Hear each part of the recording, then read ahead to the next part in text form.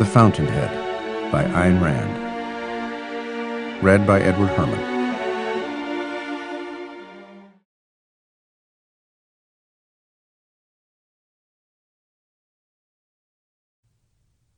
Thousands of years ago, the first man discovered how to make fire. He was probably burned at the stake he had taught his brothers to light. But he left them a gift they had not conceived, and he lifted darkness off the earth. Throughout the centuries, there were men who took first steps down new roads, armed with nothing but their own vision. The great creators, the thinkers, the artists, the scientists, the inventors, stood alone against the men of their time. Every new thought was opposed. Every new invention was denounced. The first motor was considered foolish. The airplane was considered impossible. Anesthesia was considered sinful. But the men of unborrowed vision went ahead. They fought, they suffered, and they paid. But they won.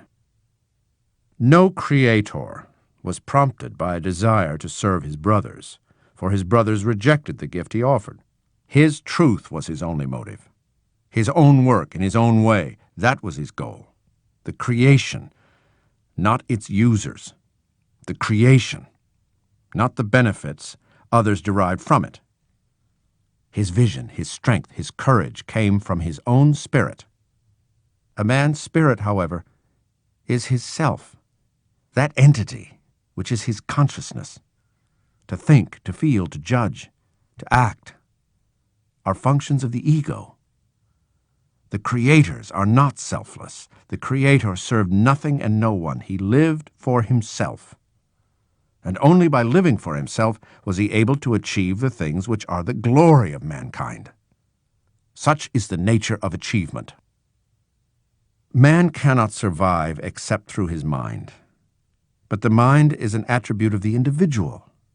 There's no such thing as a collective brain, a collective thought. The primary act, the process of reason, must be performed by each man alone. The creative faculty belongs to single, individual men. That which it creates is the property of the Creator. Nothing is given to man on earth. Everything he needs has to be produced. Man can survive in only one of two ways, by the independent work of his own mind or as a parasite fed by the minds of others. The Creator originates, the parasite borrows. The Creator's concern is the conquest of nature. The parasite's concern is the conquest of men. The Creator lives for his work. His primary goal is within himself. The parasite lives second-hand. Others become his prime motive. The basic need of the Creator is independence. To a Creator, all relations with men are secondary. The second-hander places relations first. He preaches altruism, the doctrine which demands that man live for others and place others above self.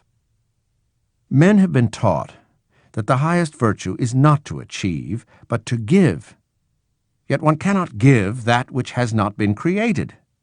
Creation comes before distribution. Yet we are taught to admire the second-hander who dispenses gifts he had not produced above the man who made the gifts possible. We praise an act of charity. We shrug at an act of achievement. Men have been taught that their first concern is to relieve the suffering of others, but suffering is a disease. Should one come upon it, one tries to give relief and assistance. To make that the highest test of virtue is to make suffering the most important part of life. Then man must wish to see others suffer in order that he may be virtuous. Men have been taught that the ego is the synonym of evil, and selflessness the ideal of virtue. But the Creator is the egotist in the absolute sense, and the selfless man is the one who does not think, feel, judge, or act. These are functions of the self. Egotism was held to mean the sacrifice of others to self. Altruism, the sacrifice of self to others. This tied man irrevocably to other men and left him nothing but a choice of pain. His own pain borne for the sake of others, or pain inflicted upon others for the sake of self. This was the greatest fraud ever perpetrated on mankind. The choice is not self-sacrifice or domination. The choice is independence or dependence. The egotist, in the absolute sense, is not the man who sacrifices others. He is the man who stands above the need of using others in any manner. He does not exist for any other man, and he asks no other man to exist for him. This is the only form of brotherhood and mutual respect possible between men. This is the only possible form of relationship between equals.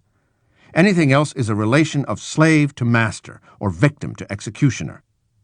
For the beginning of history, the two antagonists have stood face to face, the creator and the second-hander. When the first creator invented the wheel, the first second-hander responded. He invented altruism. The contest has another name, the individual against the collective. The common good of a collective, a race, a class, a state, was the justification of every tyranny ever established over men. Now observe the results of a society built on the principle of individualism. This, our country, the noblest country in the history of men, the country of greatest achievement, greatest prosperity, greatest freedom. This country was based on a man's right to the pursuit of happiness, his own happiness, not anyone else's. The savage's whole existence is public, ruled by the laws of its tribe. Civilization is the process of setting man free from men. It is an ancient conflict. Now, in our age, collectivism has broken loose and is running amok. It has swallowed most of Europe. It is engulfing our country. I came here to say that I do not recognize anyone's right to any achievement of mine, no matter who makes the claim, how large their number, or how great their need. I wish to come here and say that I am a man who does not exist for others. It had to be said. The world is perishing from an orgy of self-sacrificing. I wish to come here and say that the integrity of a man's creative work is of greater importance than any charitable endeavor. Those of you who do not understand this are destroying the world. I wish to come here and state my terms. I do not care to exist on any others. I recognize no obligations toward men except one, to respect their freedom and to take no part in a slave society. To my country, I wish to give the 10 years which I will spend in jail if my country exists no longer. I will spend them in memory and in gratitude for what my country has been. It will be my act of loyalty, my refusal to live or work in what has taken its place.